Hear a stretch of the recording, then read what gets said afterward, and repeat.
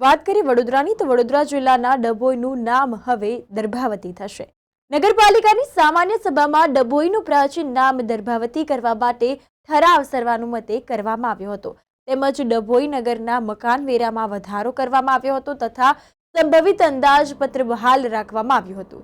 તો ડભોઈ નગરપાલિકાની સામાન્ય સભા પ્રમુખના અધ્યક્ષ સ્થાને યોજાઈ હતી, જેમાં નગરપાલિકાના 2 કર્મચારીઓના અને સનરાઈઝ શાળાના શિક્ષકો અને વિદ્યાર્થીઓના દુઃખદ અવસાનનો 2 મિનિટની મૌન સાથે શોક વ્યક્ત કરવામાં આવ્યો હતો અને જેમાં નગરપાલિકાની આર્થિક સ્થિતિ મજબૂત કરવા કેટલીક સેવાઓમાં વધારો કરવામાં આવ્યો, જેમાં અગ્નિશામનના શહેર ₹2500 પાણી વેરો, ગટર વેરામાં વધારો કરવા અને કોમર્શિયલ સમિતિની ભલામણો સ્વીકારી ડ્રેનેજ અને પાણી કનેક્શનમાં રોડ ખોદવાની રકમમાં પણ વધારો કરવામાં આવ્યો છે અને લગ્ન પ્રસંગે નગરપાલિકાના વીજ પોલથી વીજ કનેક્શન લેનાર સામે ઉગ્ર કાર્યવાહી કરવાનું પણ નક્કી કરવામાં આવ્યું છે। તો ડભોઈ નગરપાલિકાના શોપિંગ સેન્ટરના ભાડા વધારા માટે પ્રમુખ, ઉપપ્રમુખ અને કારોબારી ચેરમેનની કમિટી બનાવી શોપિંગ સેન્ટરના વેપારીઓ સાથે વાત કરી નક્કી કર્યું છે અને ડભોઈ નગરને દર્ભાવતી બનાવવા માટે સર્વાનુમતે નગરપાલિકામાં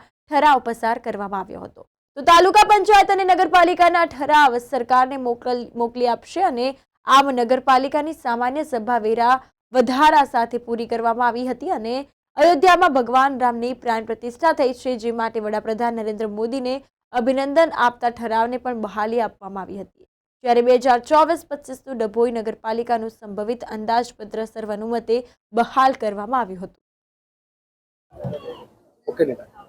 2017માં ડભોઈ વિધાનસભામાં જ્યારે ચૂંટણી લડવા મને ભારતીય જનતા પાર્ટીએ મોકલ્યો ત્યારે જ મેં કહ્યું હતું કે ડભોઈને દર્ભાવતી બનાવવાનું છે।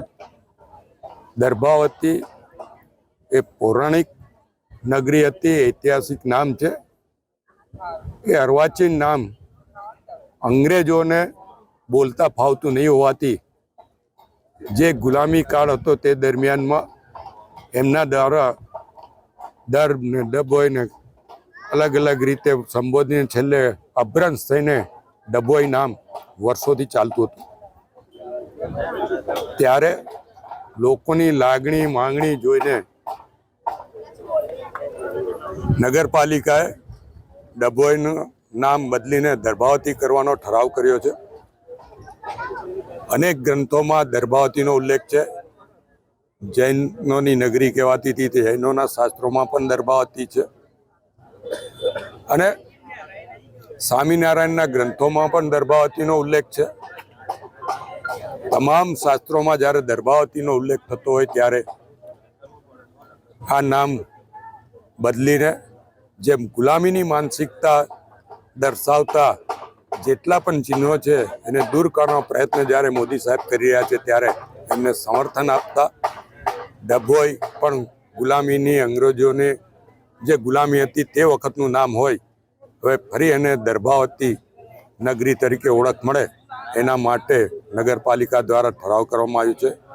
તાલુકા પંચાયત દ્વારા પણ ઠરાવ કરવામાં આવ્યો છે। હવે આ બંને ઠરાવો જિલ્લા પંચાયતમાં મોકલીને ત્યાંથી ઠરાવ કરાવીને કલેક્ટર અને કલેક્ટરમાંથી સરકારમાં મોકલવામાં આવશે।